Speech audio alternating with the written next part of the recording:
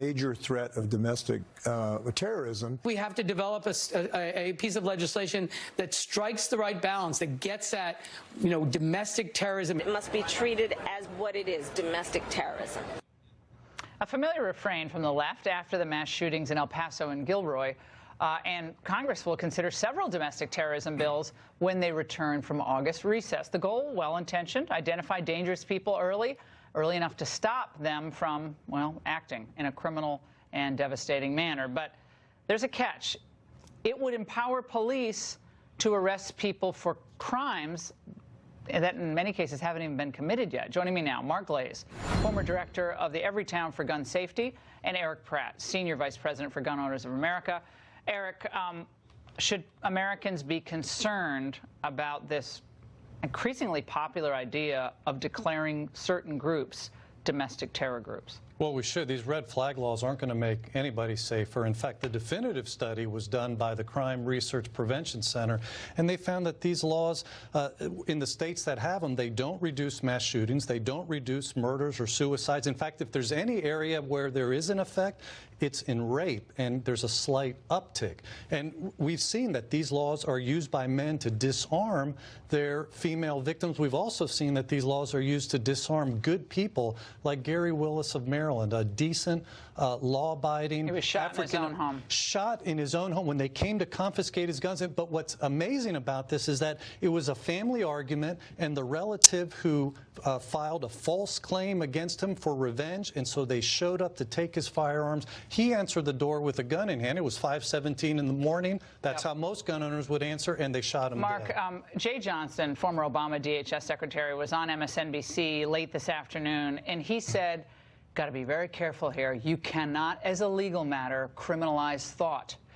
Can't do that. You can criminalize thought connected to action that is criminal.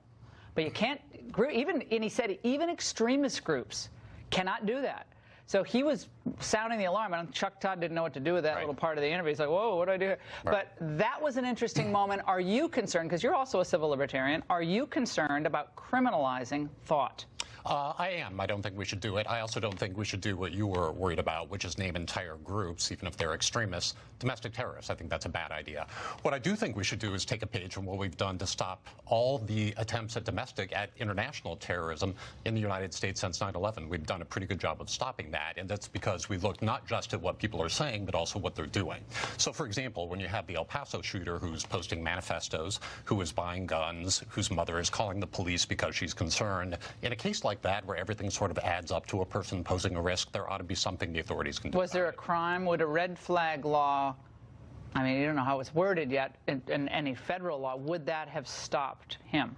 There are already laws on the books. Since those two shootings, El Paso and Dayton, there's been almost 30 people arrested for threats of mass killings, and they've done it the old-fashioned way. But he had a threat to the school. He had something written where he was threatening, he had a rape list in the school. That's the Dayton shooter. And he was banned. Yes. He was banned, Mark, from, I'm getting the shooters made. He was banned from school for a year, I believe, for making that threat. That seems like an extreme, that seems like someone who needed an intervention. Right. But if you do not have a criminal act, that's a criminal threat. But if you do not have a criminal act, that's when people... It's a felony threat, so he could have been arrested. He could have been arrested, but he wasn't arrested. And you've had similar cases before where people aren't being arrested. That case in Florida, Parkland, horrible carnage. Exactly. That kid was shuffled around and shuffled around. He was a huge problem to the school, huge behavioral problems. But the school didn't want to report him as a criminal threat because then they get branded an unsafe school. So there's a lot of different dynamics going on here. Mark, where's this going to end up? Well, there's a lot of support from this for this in places where you wouldn't normally expect it. The president is looking closely at it. Senator Lindsey Graham has proposed it. He actually had a committee on the subject. The Heritage Foundation has produced a report supporting it. As long as there are safeguards that prevent people from getting in trouble because of things they say or think. I think we're all on the same page about that. The problem is, how do you define something that's, I mean, in those cases it's obvious. But what if someone just post something that they really support the Second Amendment. No one's taking my GD guns away, and I'm really mad right now. And it's someone who maybe had depressive tendencies in the past. Would he fall? You can kind of spin out the facts. The problem is every state that has a red flag law throws due process out the window. They don't have due process, and it eviscerates Second Amendment rights. These laws are really dangerous. You have to have Second Amendment procedures in process. Absolutely. Otherwise, depends on who's in power. What's a threat? Exactly. All right, guys, thank you so much for joining us. Really appreciate it. Thank you. And the latest